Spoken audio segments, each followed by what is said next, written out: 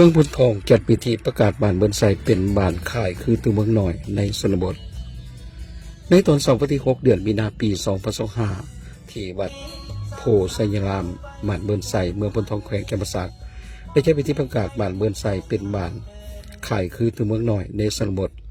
โดยพิเศษข้อความของท่านไซทองไซโยงรองเลขาผักแขวงประธานสภาประชาชนแขวงจำปาสักท่านบุญท่านไซยแสงหักษาการเลขาผักเมือง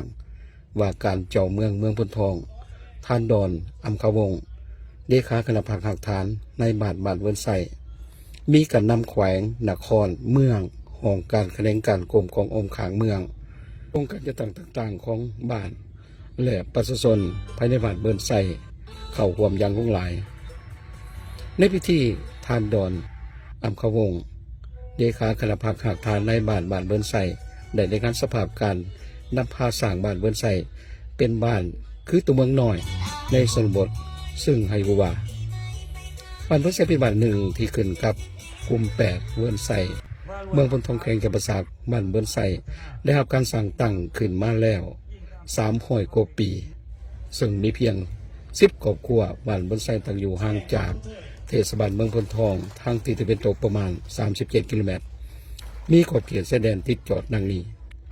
ทิศเหนือติดกับบ้านน้องไฮทาทิศใต้ติดกับบ้านขนาดทิศตะวันออกติดกับแม่น้ำคลองทิศตะวันตกติดกับบ้านกุดน้ำกุล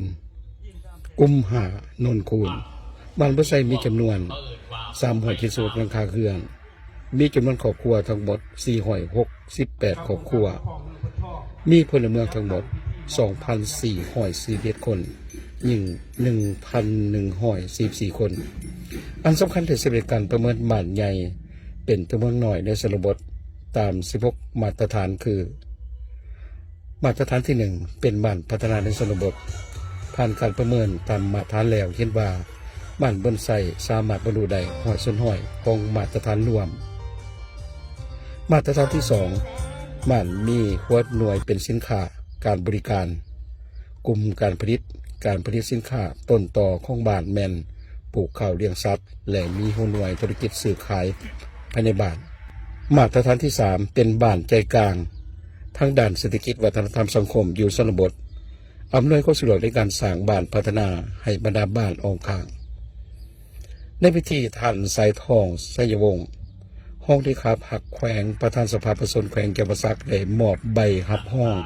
ของท่านเจ้าแขวงจำปาสักลงวันที่13 เดือนกุมภาพันธ์ปี 2025มาโดยการหับห้องบ้านใหญ่เบิ้นไซกลายเป็นตัวเมืองน้อยในชนบทหับโดยท่านดอนอัมขวงเลขาคณะผักหักฐานในบ้านเบิ้นไซในพิธียังมีการแสดงศิลปะวรรณคดีเพื่อชมเชยบ้านเบิ้นไซกลายเป็นตัวเมืองน้อยในชนบทอย่างมีบรรยากาศคึกคืนม่วนซื่นและมีความหมายความสำคัญอย่างเหลือเกิน Subscribe